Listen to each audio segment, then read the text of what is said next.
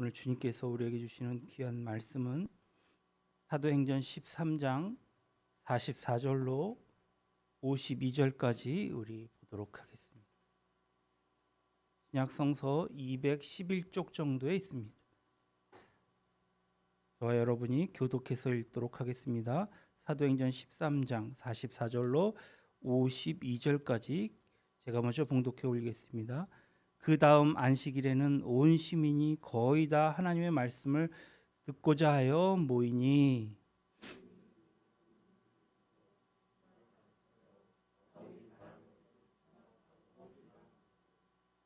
바울과 바나바가 담대히 말하여 이르되 하나님의 말씀을 마땅히 먼저 너희에게 전할 것이로되 너희가 그것을 버리고 영생 얻기를 합당하지 않은 자로 자처하기로 우리가 이방인에게로 향하노라.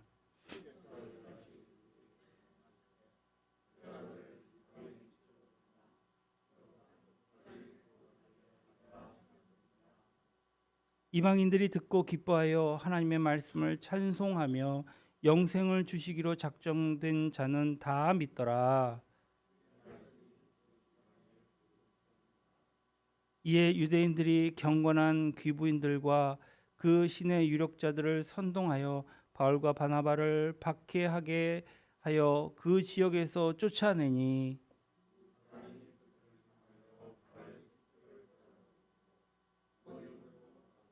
같이 하겠습니다. 제자들은 기쁨과 성령이 충만하니라. 아멘. 옆 사람과 인사하겠습니다. 행복하세요. 축복합니다. 할렐루야. 우리 주복기 성도님, 우리 주님의 이름으로 담비 주님의 이름으로 환영하며 축복합니다. 감사합니다. 어제 3년 만에 퀴어 축제가 서울에서 열렸다지요. 저는 그 사람들이 축제를 하든지 지들끼리 좋아 죽든지 말든지 관심이 없습니다. 다분히 개인적인 취향이니까는요.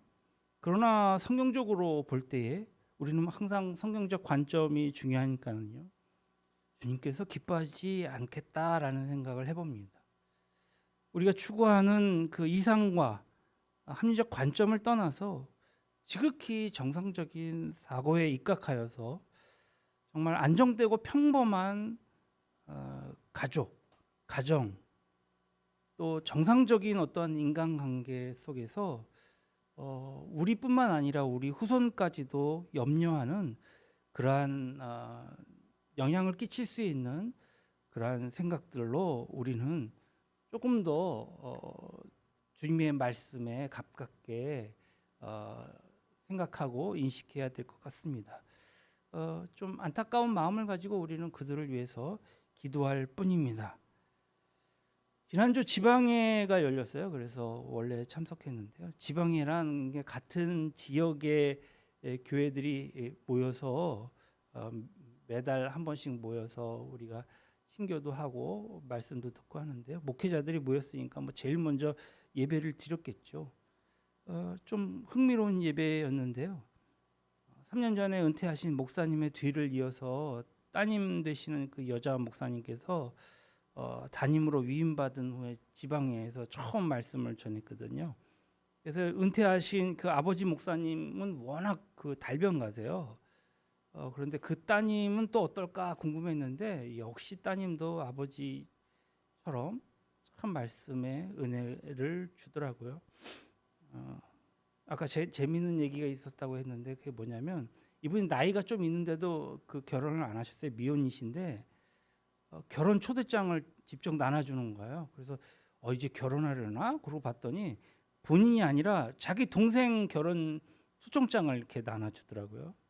노천여 목사님께서 참 그 당신의 여동생 결혼식 초청장을 주시는데 쉽지 않겠다라는 생각을 했는데 전하고 난 후 어떤지는 모르겠지만 무슨 마음인지는 모르겠지만 하여튼 그분도 짝이 있으면 빨리 결혼했으면 좋겠습니다. 목사님들 앞에서 말씀 전하는 건 쉽지 않은데요. 아주 간결하고 또 분명한 내용을 가지고 떨지도 않고 말씀을 잘 하셔서 한편으로는 놀랍고 그게 은혜가 되더라고요. 이야, 저렇게 젊으신 분들도 은혜를 끼칠 수 있구나. 그래서 지방의 목사님들에게 처음 자기가 이제 앞에서 말씀을 전하니까 감사하다고 카페에서 이제 커피를 사시길래 저도 에스프레소를 잘 한 잔을 얻어 먹었습니다. 우리 교회는 에스프레소로 가는 거예요. 그렇게 먹었습니다. 그러고 보면 주님의 말씀을 전한다는 것은 어떤 연륜이나 실력 또는 뭐 배움의 경중에 관계없이 주님의 역사하심, 또 전하는 자의 열정, 그리고 듣는 자의 마음이 좀 오픈 마인드 돼서 열려 있는 것이 은혜를 받는데 아주 중요한 요소가 아닌가 싶습니다. 무엇보다도 성령님께서 우리의 마음을 만져주심으로 저는 항상 주일 새벽마다 기도하기를 오늘도 우리 성도님들 와서 하나님 말씀 들을 때에 전하는 자는 좀 부족해도 성령님께서 마음을 만져주셔서 은혜되게 해주십시오, 이렇게 항상 기도를 하는데요.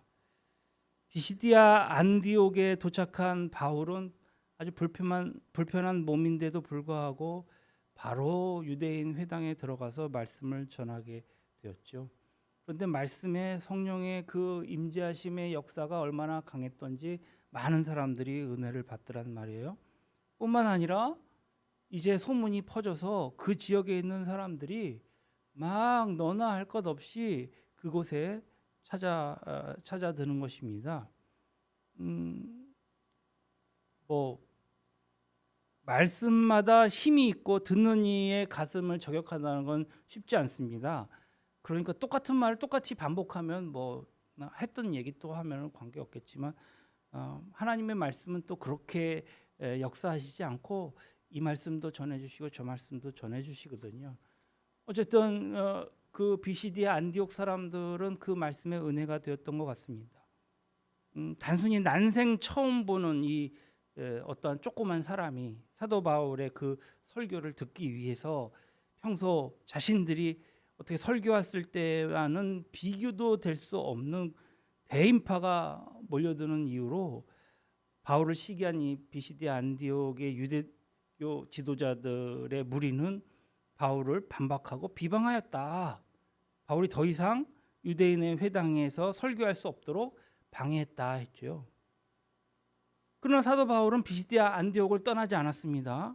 오히려 회당 밖에서 헬라인이든 유대인이든 만나는 사람에게마다 복음을 전했습니다. 그 결과 이제 죽음으로 치닫기만 했던 이 황제의 도시 비시디아 안디옥 전역에 생명의 말씀이 스며들기 시작하였습니다. 유대인 회당이라고는 아주 작고 제한된 공간에서 바울로 하여금 더 이상은 설교하지 못하게 하였지만 유대교 지도자들 무리의 조치가 역설적이게도 회당 밖의 이 비시디아 안디옥 그 전역에서 바울의 영향력이 더 커지는 역효과를 초래한 셈이 되었습니다. 그것은 유대교 지도자들 무리로서는 결코 용납할 수 없는 결과였습니다. 그러나 그들의 종교 권력은 유대인 회당에서만 국한되었던 것입니다. 그들에게 회당 밖에서 복음을 전하는 이 사도 바울을 더 이상 제재할 권한도 없었던 것이죠. 그들은 비시디아 안디옥에 있는 귀부인들과 또 유록자들을 선동해서 결국은 바울과 바나바를 박해하여서 두 사람이 더 이상은 아예 비시디아 안디옥에서 쫓아버리고 말았습니다. 설교할 수 없도록. 그래서 오늘 51절을 한번 보겠습니다. 51절 그 후에 상황을 밝혀주고 있는데 두 사람이 그들을 향하여 발의 티끌을 떨어버리고 이고니온으로 가거늘. 발의 티끌을 떨어버렸다? 유대인의 풍속에 나타나는 표현입니다. 자신은 상대와 더 이상은 관계가 없다거나 혹은 상대의 그 잘못은 자신과는 무관함을 나타내는 행동입니다. 즉 선동하는 이 악행과 선동당하는 이 무지로 자신을 쫓아낸 이 비시디아 안디옥 사람들, 그 유대교 지도자들과 귀부인들과 유록자들은 이제는 바울과 바나바 자신들과는 더 이상 상관이 없는 사람들이요, 자신을 쫓아냄으로써 결과적으로 하나님께 대적한 그들의 잘못 또한 바울과 바나바와는 무관하다라는 의미겠죠. 그리고 바울과 바나바는 이고니온으로 갔습니다. 그런데 다음 말씀이 아주 기이합니다. 52절을 보겠습니다. 제자들은 기쁨과 성령이 충만하니라. 아멘. 여러분, 여기서 언급된 그 제자들 주의하셔서 보아야 할 것은요, 바울과 바나바가 아니에요. 이 여기서 나타난 제자들은요, 복음을 받아들인 이 비시디아 안디옥 시민들을 일컫습니다. 그들에게 복음을 전한 사도 바울은 비시디아 안디옥에서 쫓겨났지만 이제 바울로부터 복음을 받아들인 사람은 어떻게 됐다고요? 기쁨과 성령이 충만하였다. 헬라어로 충만하다는요, 미완료형이에요. 그러니까 한순간에 잠깐 기쁨과 성령이 충만하고 그것에 그친 것이 아니라 그 이후에 매일매일 기쁨과 성령에 충만한 삶을 살았다는 뜻이거든요. 본래 비시디아 안디옥은 죽음으로만 치닫던 이 황제의 도시 아니었습니까? 그 황제의 도시 속에 살고 있던 사람들은 원래 허망한 욕망을 위해서 자신들의 생명을 갉아먹으면서 하루하루 공동묘지를 향해서 내딛던 그러한 사람들이 아니었냔 말이죠. 그러나 이제 그들에게 예수 그리스도 안에 영원한 생명이 접촉되어짐으로 새 생명을 누리는 그들의 삶이 얼마나 기쁨과 성령으로 충만했을지는 감히 짐작할 수 있습니다. 생명이 무엇인지 도무지 알지 못한 채 오직 죽음으로만 치닫던 그들이 대체 어떻게 그토록 정말 기쁨과 성령이 충만한 삶을 살게 되었을까요? 그것은 저절로 된 일은 아니겠죠. 혹은 그들의 의지와 노력의 결과였습니까? 그것도 아니란 말입니다. 그럼 무엇입니까? 그들이 그와 같은 새 생명을 누릴 수 있었던 이유는 오직 하나, 그들을 위해서 바울의 그 자기 희생과 자기 헌신, 다시 말해서 자기 낭비가 있었기 때문인 것입니다. 바울 일행이 구브로 섬의 그 바보에서 떠나서 밤빌리아 버가로 도착했을 때에 수행인이었던 청년 마가가 전도팀에서 무단 이탈해버리고 자기 집으로 가버렸습니다. 설상가상으로 바울은 그곳에서 풍토병에 걸리고 말았습니다. 그러나 바울은 풍토병에 걸린 몸으로 바나바와 함께 목숨을 걸고 타우루스 산맥을 넘어서 버가에서 200km나 걸리는 이 비시디아 안디옥으로 갔단 말이죠. 몸은 연약해질 대로 연약해졌습니다. 풍토병에 걸려서 수행원도 없어요. 또 높은 타우루스 산맥을 넘어서 비시디아 안디옥에 이르는 그 거리 200km나 되는 그 거리를 도보로 여행했다는 것입니다. 이 병약한 이 바울 자신이 여행에 필요한 배낭을 직접 메고 식사 때가 되면 길거리에 앉아서 직접 끼니를 해결해야 하고 밤이 되면 그 추운 그 산맥의 그 산속에서 이제 바위 곁에서 잠을 청해야 했던 얼마나 힘들었을까요? 병에 걸린 이 풍토병에 걸린 이 연약한 병약한 몸으로 반드시 피해야만 할 길이었지만 바울은 그 길을 마다하지 않았습니다. 마침내 이제 타우루스 산맥을 넘어서 피시디아 안디옥에 당도한 바울, 병원에 요양원에 갔습니까? 그곳에 가지 않았습니다. 그가 그곳에 도착하자 안식일이 되었고 그는 곧장 유대인 회당에 찾아가서 여전히 정말 병약한 몸으로 복음을 전한 것이죠. 사도 바울을 시기한 유대 지도자들 무리가 바울로 하여금 더 이상 설교를 하지 못하게 하자 바울은 유대교 지도자들 무리들에게 선동당한 이 귀부인들과 유록자들에 의해서 오늘 비시디아 안디옥을 쫓겨날 때까지 회당 밖에서든지 회당 안에서든지 만나는 사람마다 복음을 전했던 것입니다. 돈을 얻기 위해서요? 권력을 구하거나 명예를 취하기 위해서요? 결코 아니었습니다.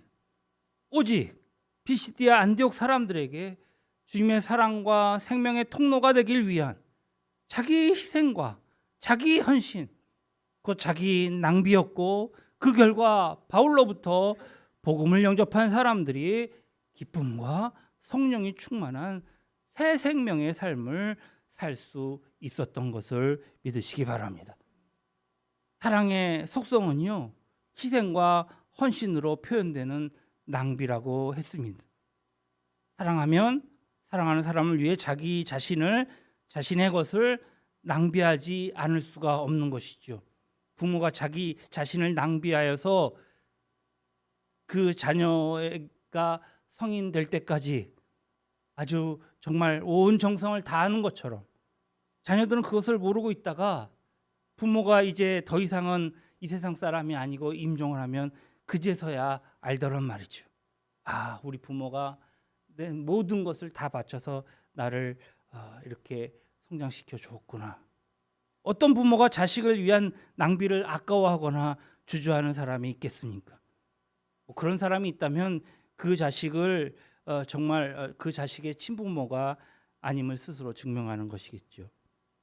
주님께서도 우리를 사랑하셨기에 죄와 사망의 덫에서 우리를 살려내시기 위하여서 당신이 친히 십자가에 제물이 되어 주시어서 당신 자신을 철저하게 낭비하신 것입니다. 그와 같은 주님의 그 자기 낭비가 없었던들, 우리가 지금 이 시간 정말 기쁨과 성령 충만한 새 삶을 누릴 수는 없었을 것입니다. 그러므로 그리스도인들은 그 기쁨과 성령 충만의 삶을 자기 홀로 누리려 하지 않고 그 삶을 주신 주님의 통로가 되어서 누군가를 위해 기꺼이 자기 낭비의 그 삶을 사는 사람이요, 그런 사람들의 모임을 바로 우리는 교회다라고 말하고 있는 것입니다. 그러므로 교회는요, 낭비의 원천이라는 의미입니다. 원래 낭비라는 말은 부정적인 의미의 단어이죠. 그러니까 낭비의 사전적인 의미는 시간과 재물을 헛되이 사용한다는 것입니다. 그러나 여러분, 사랑의 낭비는요, 정반대예요. 그 반대예요.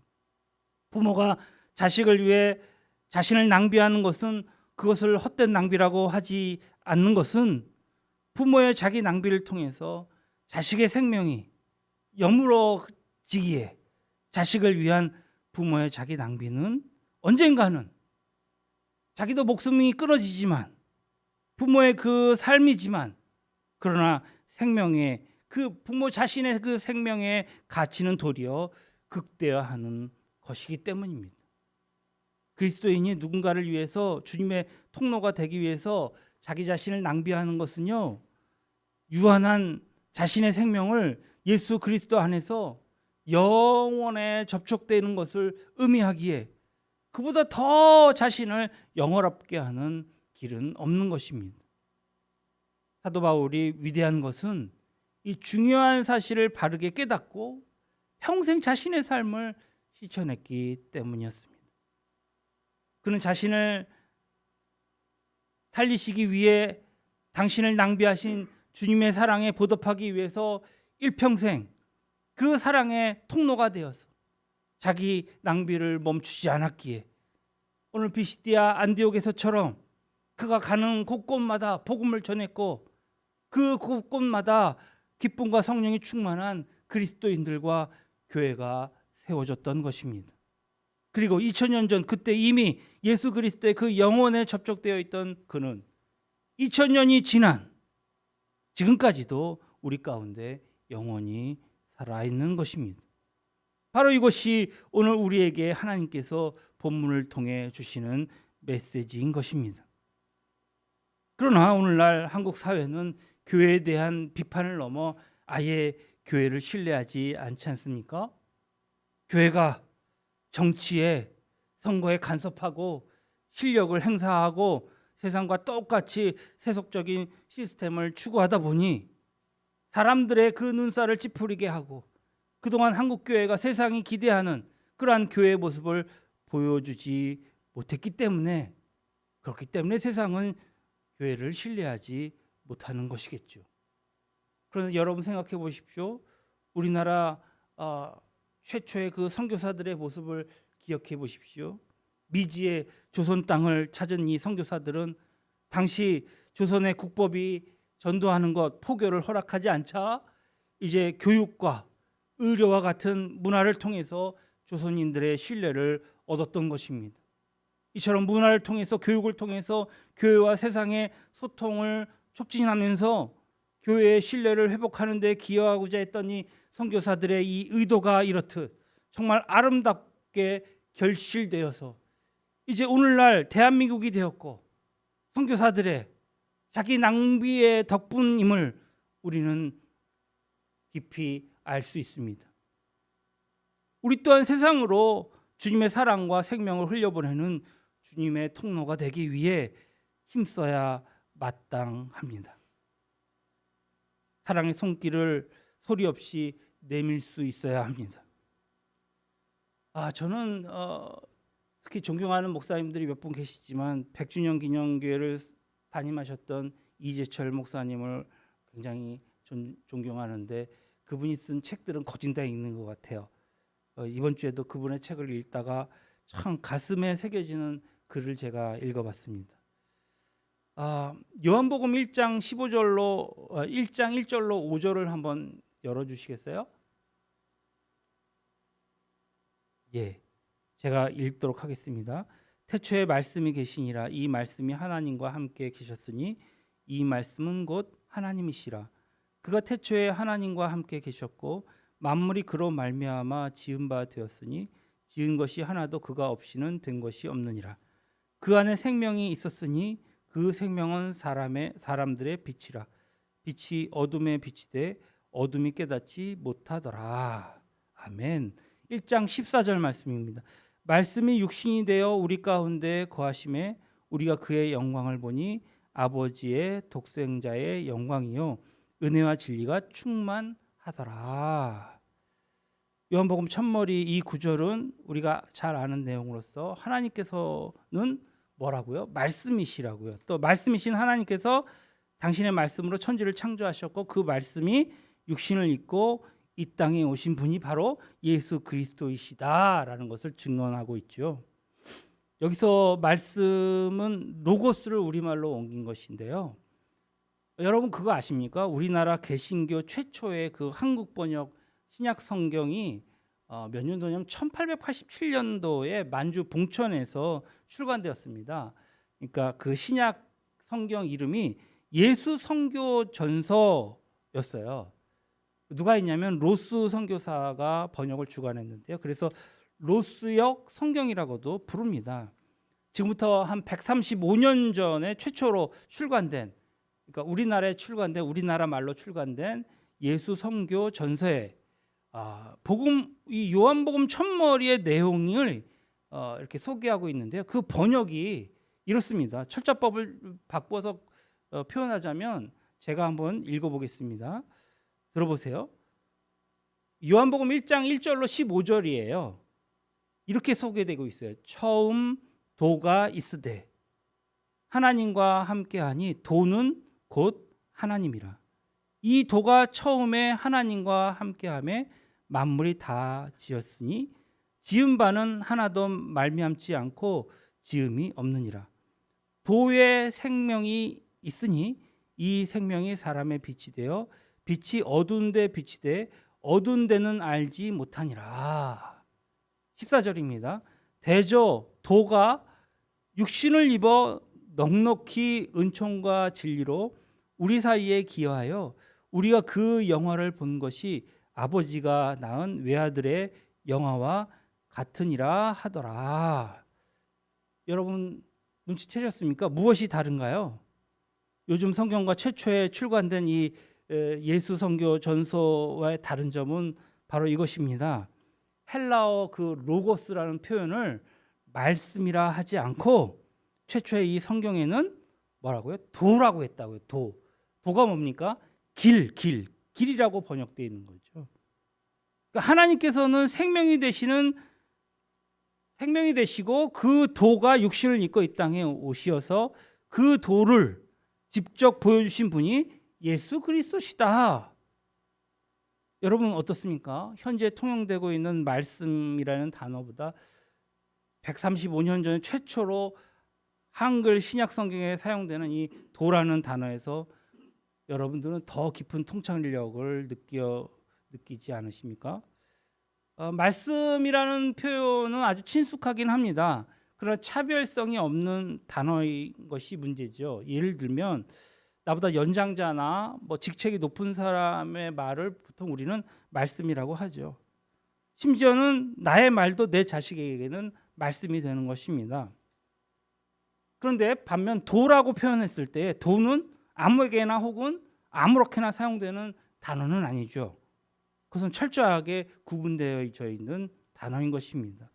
이 도라는 말 자체가 그 누가 강요하지 않아도 우리의 그 흐트러진 마음을 정돈케 해 주거든요. 이것은 예로부터 바른 도를 추구해온 우리 선조들의 삶과 무관하지 않을 것입니다.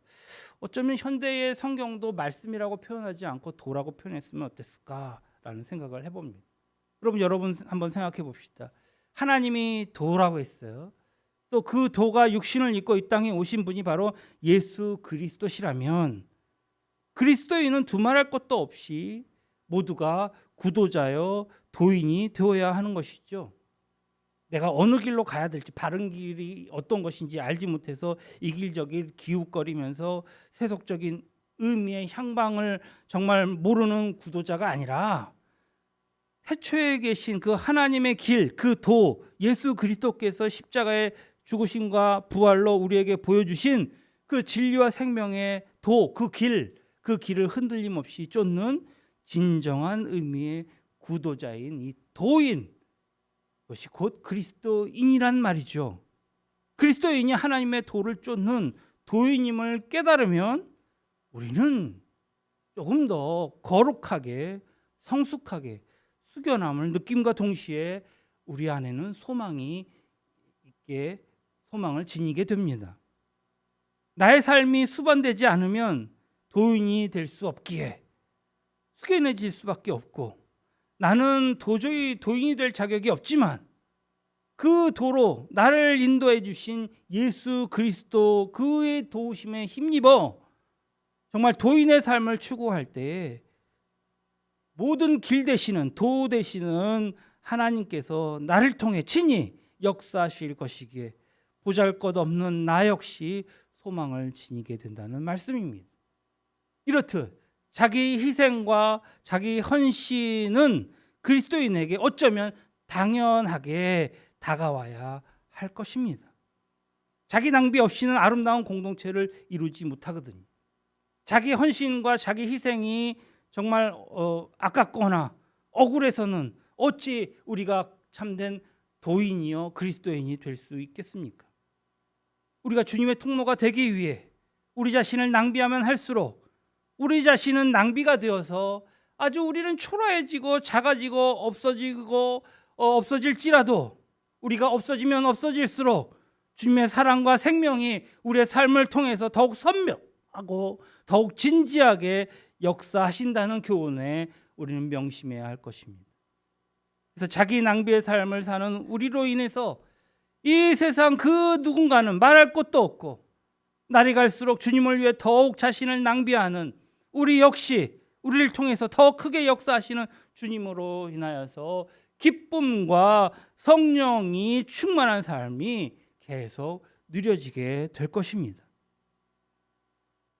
말씀을 맡도록 하겠습니다. 사랑하는 성도 여러분, 낭비해서는 안 될 곳에 낭비하는 분별력과 낭비를 해야 될 곳, 또 우리 자신을 송두리치 낭비해야 될 곳이 어딘지 분별할 수 있는, 그리고 그것을 담대히 행할 수 있는 용기를 지닙시다. 주님께서 우리를 통해 날이 갈수록 더욱 뚜렷하고 더욱 선명하게, 더욱 진지하게 역사하실 수 있도록 우리 모두 주님을 위해 자기 낭비의 원천이 되십시다. 우리가 황제의 도시 속에서 비록 보잘것없는 존재라 할지라도 우리는 본문의 사도 바울처럼 죽음으로 치닫는 이 황제의 도시 속에 기쁨과 성령이 충만하게 하는 진정한 그리스도인 참된 주님의 교회가 될 것입니다. 기도하시겠습니다. 감사하신 주님, 보잘것없는